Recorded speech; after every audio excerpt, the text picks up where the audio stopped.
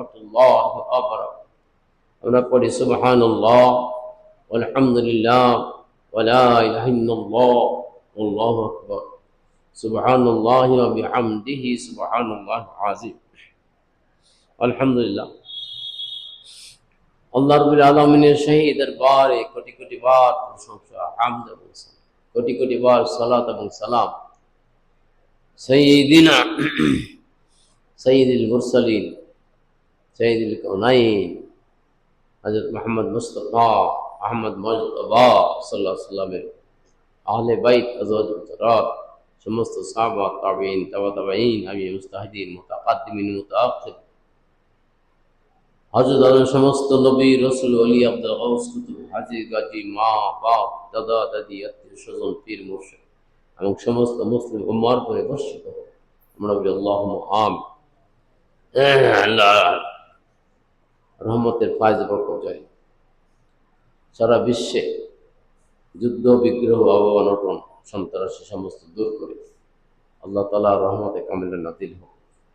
ঘরে ঘরে জাকিরিন শাকিরিন সিদ্দিকিন শুহাদা সালেহিন তৈরি হোক। আল্লাহুম্মা আমিন। আমরা নূর সম্পর্কে আলোচনা করতেছি।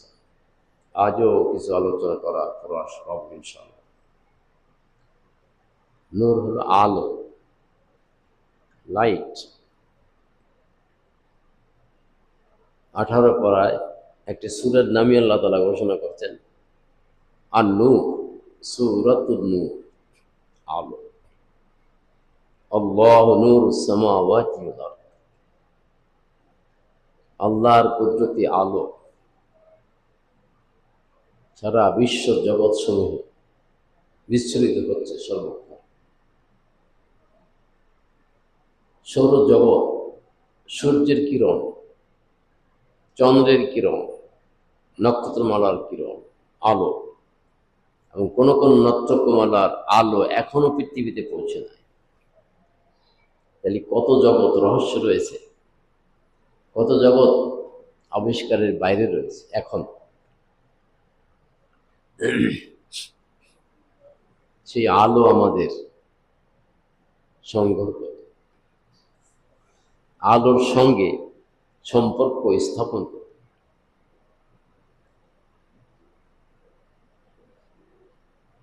ফেরেশতারা নূরের তৈরি, আলোর তৈরি। হুর গিলমান নূরের তৈরি, ফেরেশতা নূরের তৈরি। আর মানুষের চোখ দুটি দিয়েছেন, এখানেও নূর আছে, আলো আছে, কিন্তু সেই আলোতে দেখা যায় না।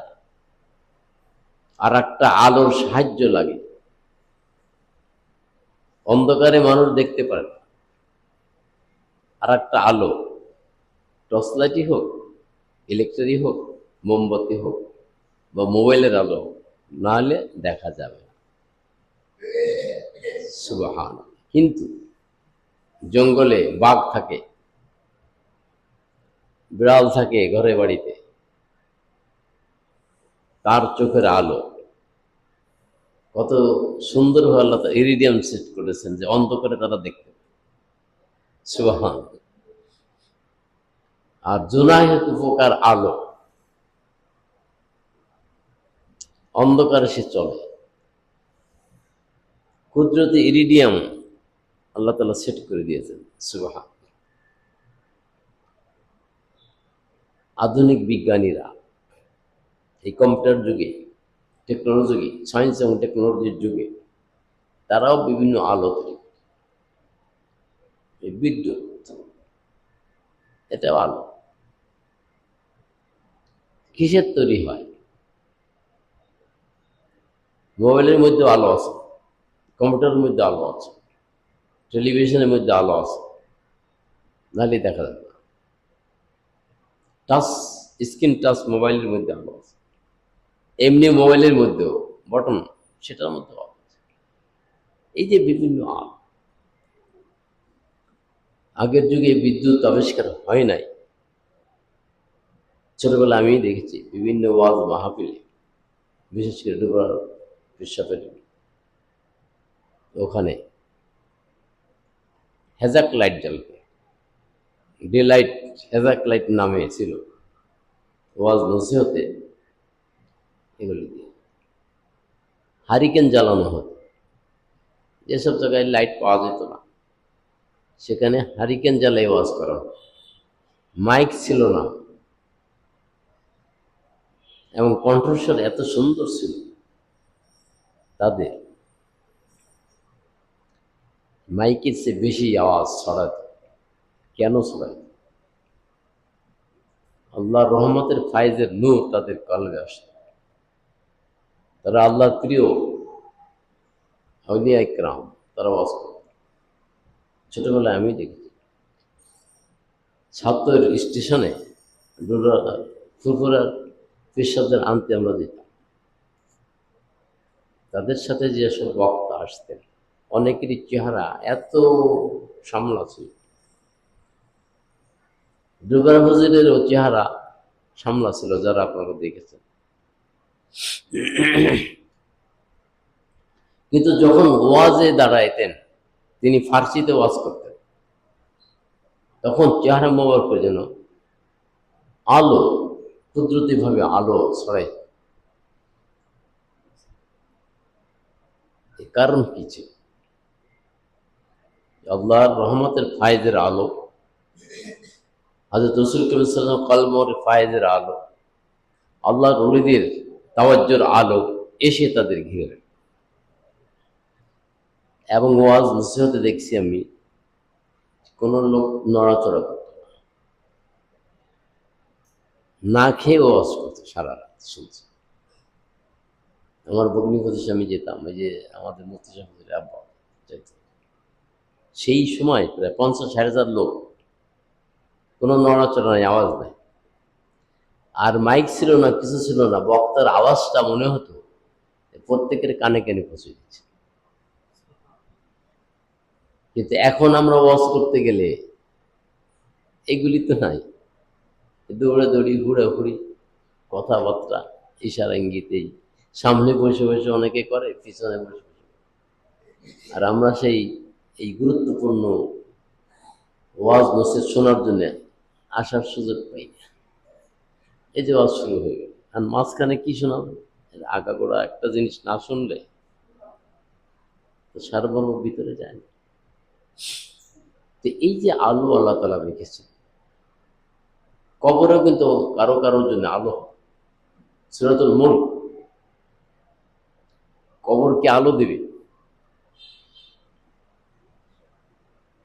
সেই সূরাতুল মুলক আমরা তো পড়তেই জানি না, তাহলে আলো কোথায় আসবে? কবর আলোকিত হবে। আল্লাহর প্রিয় বান্দা বান্দির জন্য কবর আলোকিত হবে।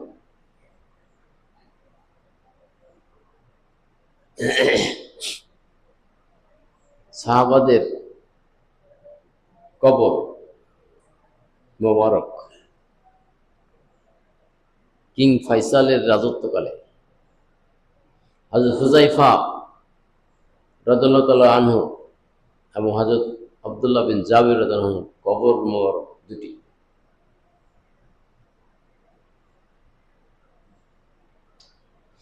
এরা কি করছে? স্বপ্নে দেখানো হলো কিং ফয়সাল যে আমার কবরে পানি এসে যাচ্ছে, আমার কবরটাকে সরায় না। তিনি জাগ্রত হয়ে আছেন, কি ব্যাপার, কবর কিভাবে আমি সরাব? এবং সেই সময়কার যিনি প্রধান মুফতি, তাকেও স্বপ্নে দেখানো, কয়েকজন পর পর এরকম স্বপ্ন। তখন তিনি বিভিন্ন ইঞ্জিনিয়ারদের নিয়ে পরীক্ষা নিরীক্ষা করলেন 20 ফুট দূরের থেকে, কিন্তু তারা সেই মেশিনে ধরা পড়ল না। তারা চুপ থেকে গেলেন। আবার পরের দিন রাত্রে স্বপ্নে দেখান যে আমার কবরে, আমাদের দুইজনের কবরে পানি এসে যাচ্ছে, আমাদের সরাই নাও। তারপরে মুফতি সাহেবদের নিয়ে বোর্ড বসা হলো, কি করা যায়, পরীক্ষা নিরীক্ষায় তো ধরা পড়ল। তারপর আবার পরীক্ষা নিরীক্ষা করা শুরু। এইবারে ধরা পড়লো যে হ্যাঁ সত্যি পানি কিছু কিছু করে আসতেছে, জয় জয় ফোরাত নদীর পানি। তখন কি করা যাবে? মুফতিয়ানে কেরামরা ফতোয়া দিলেন যে তাহলে তো কবর খোঁড়া হবে। তখন হজের মৌসুম ছিল। হাজিরা বললো যে হজের শেষে খোলেন যাতে আমরাও দেখতে পাই। যে লাশ মোবারক দুটি কেটে নিয়ে তোলা হলো। একজন ইঞ্জিনিয়ার অমুসলিম, তাদের চোখের যে আলো পাওয়া এত তীক্ষ্ণ ছিল যে ক্যামেরা সেট করতে পারছে না। এটা দেখে তারা ইসলাম গ্রহণ করলেন। বলেন সুবহান। কত বছর আগে মৃত্যুবরণ করেছেন, তাদের চোখের যে পাওয়ার, যে আলো, কিভাবে এটা করল? এই যে আলো আমরা তালাশ করি অন্ধকার দূর করার জন্য, রাত্রের অন্ধকারে আল্লাহ তাআলা চোখে আলো দিয়েছেন, কিন্তু দেখা যায় না। আর একটা আলোর সাহায্য, আর তাদের তো কোনো আলোর সাহায্য লাগে নাই। তখন ওই ইঞ্জিনিয়ার বর্গ অমুসলিম তারা ইসলাম করল। রাসূল করিম সাহাবাদের যদি এই হয় চোখের পাওয়ার, এত বছর আগে মৃত্যুবরণ করেছে, তাহলে নবী রাসূলের চোখের পাওয়ার। সুবহানাল্লাহ। সেই আলো আমাদের দরকার। কলবের আলো জাগরিত করতে হলে খাঁটি পীর মাশায়েখের দরবারে নিজেকে সারেন্ডার করতে হবে, আত্মসমর্পণ করতে হবে। কলবের মধ্যে যে অন্ধকার রয়েছে সেটা দূর করা যায়। আল্লাহ রাব্বুল আলামিন সূরাতুল বাকারার প্রথমেই ঘোষণা করে দিয়েছেন, ফি কুলুবিহিম মারাদুন ফাযাদাহুমুল্লাহু মারাদা। তাদের অন্তঃকরণে রোগ ব্যাধি রয়েছে, অন্ধকার রয়েছে। সুচিকিৎসা যদি না করো, এই অন্ধকার যদি বিদূরিত করার জন্য যে সমস্ত উপকরণ রয়েছে, এটা যদি প্রচেষ্টা না চালাও, ফাযাদাহুমুল্লাহু মারাদা, আল্লাহ তাআলা নিজেই ঘোষণা, আমি তাদের এই রোগ ব্যাধি অন্ধকার আরো বাড়াই দেব। নাউযুবিল্লাহি মিন যালিক।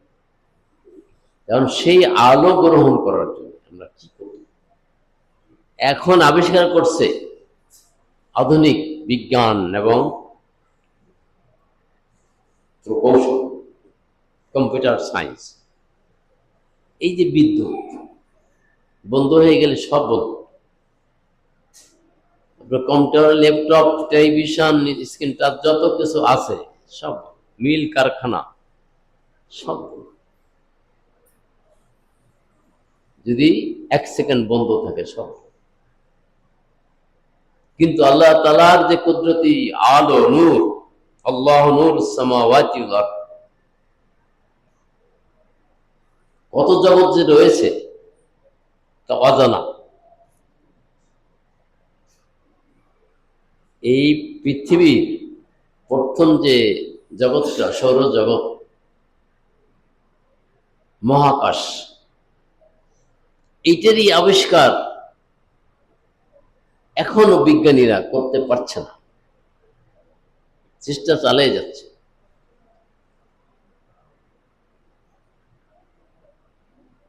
রাসূল করিম সাল্লাল্লাহু আলাইহি সাল্লাম বোরাকে আরোহণ করেছেন মিরাজের রাতে।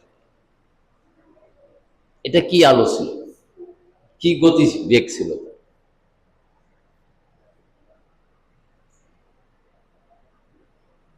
বনী ইসরাঈল প্রথমেই আবিষ্কার আল্লাহ তাআলা ঘোষণা করেন, আউযু বিল্লাহি মিনাশ শাইতানির রাজীম, সুবহানাল্লাযী আসরা বিআবদিহি লাইলাম মিনাল মাসজিদিল হারাম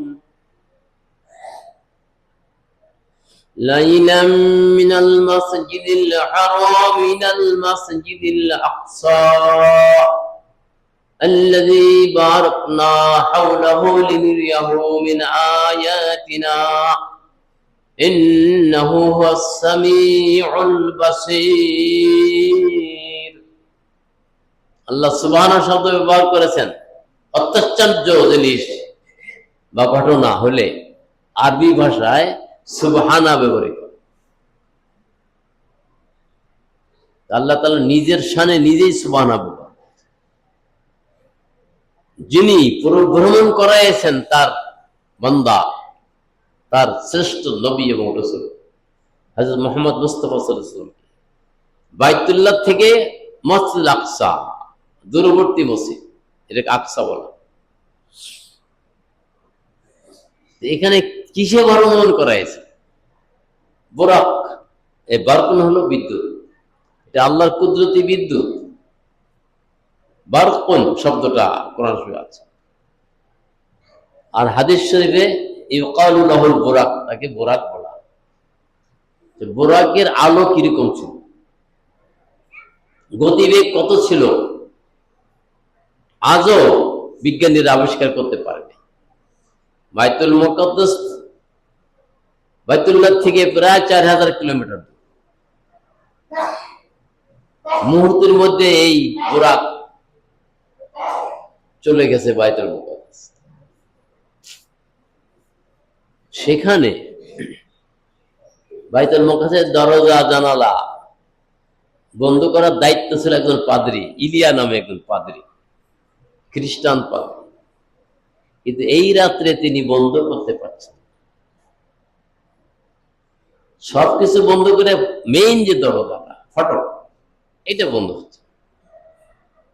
সাথে সাথে ইঞ্জিনে কত কিছু আনা হলো, তারা পরীক্ষা নিয়ে সেখানে তারা বলল যে এমন একটি ভারী চাপ এই দরজার উপরে রয়েছে, এটা সরানোর উপায় কারো নাই।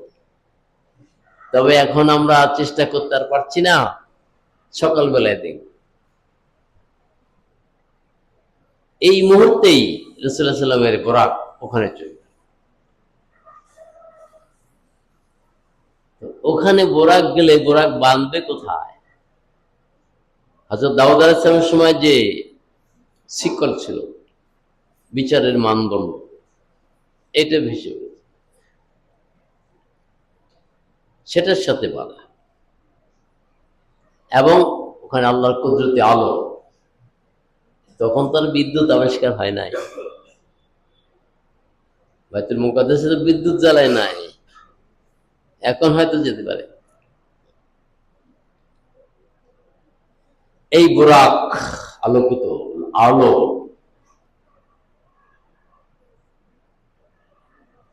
এবং পরবর্তীতে এখন হয়তো সেখানে বিদ্যুৎ।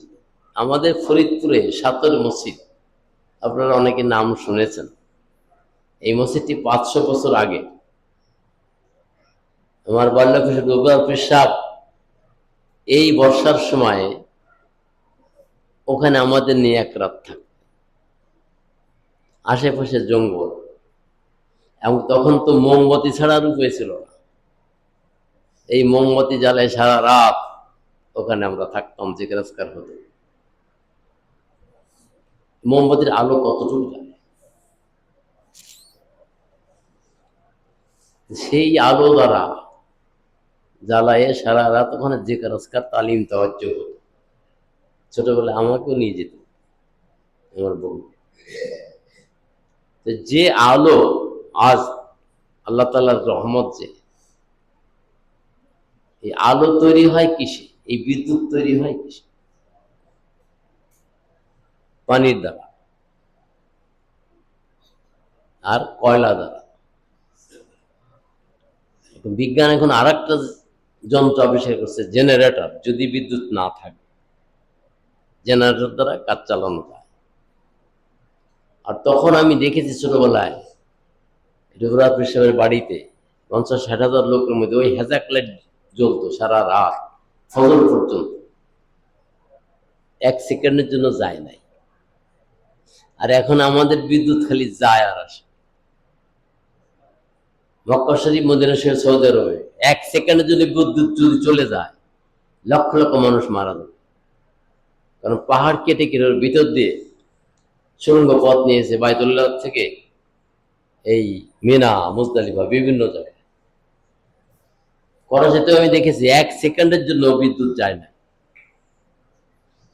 আর আমাদের এখানে কি মেশিন, ট্রান্সফরমার, খালি যায় আর আসে। আপনার কলবের আলো ওই রকম, যে কল্ব অন্ধকারাচ্ছন্ন হয়ে রয়েছে সেই কল্বে কিন্তু আলো জ্বলবে না নিজে প্রচেষ্টা না চালালে। এই প্রচেষ্টার নাম আরবিতে বলা হয় জিহাদ। জিহাদের অনেক প্রকার ভেদ আছে।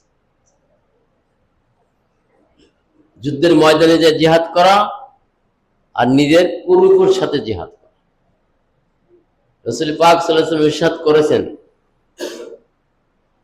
জিহাদুল হাওয়া জিহাদুল আকবার, কুপ্ররোচনা, কুপ্রবৃত্তির বিরুদ্ধে জিহাদ করা সর্বোত্তম জিহাদ, সর্বশ্রেষ্ঠ জিহাদ। আমরা দেহের অসুস্থতা হলে, দেহ পীড়িত হলে, রোগাক্রান্ত হলে দেহের চিকিৎসকের কাছে দৌড়ি। আর আত্মার চিকিৎসার জন্য, আত্মা অসুস্থ হলে আত্মার ভিতরে আলো দেওয়ার জন্য, সুস্থতা দেওয়ার জন্য, আরোগ্য লাভ করার জন্য আমরা রোহানি ডাক্তারের কাছে তো যাই না, তালাশও করি না। তাহলে কি অবস্থা? আপনার চোখ বন্ধ হয়ে গেলে চোখের যে আলো চিরদিনের জন্য আল্লাহ বন্ধ করে দিবে। কিন্তু আল্লাহর প্রিয় বান্দা বান্দি যারা থাকবে, ওই 2 জন সাহাবার কথা বল, যে কতশো বছর আগে ইন্তেকাল করেছেন তারা, তাদের চোখের পাওয়ার যে ক্যামেরাই সেট করতে পারছে না। সুবহানাল্লাহ। কিছুদিন আগে ইন্ডিয়ায় একটা দরগা, ওখানে রাস্তা নিবে, দরগাটা ভাঙ্গা যাবে কেন? মুফতি কেরামের সাথে পরামর্শ করলো তারা, তখন সাব্যস্ত হলো যে ভাঙ্গা যাবে। সেই দরগা ভেঙ্গে দেখে সৈয়দ আহমদ নামে একজন ওলি আল্লাহ, সুন্দর চেহারা, নুরানি, দাড়ি মোবারক পাকা সাদা। আপনারা দেখছেন কিনা স্ক্যান ভিডিওতে, মনে হয় যে এখনই সুই দিয়ে খোঁচা দিলে রক্ত টকডবাই পড়বে। সুবহানাল্লাহ।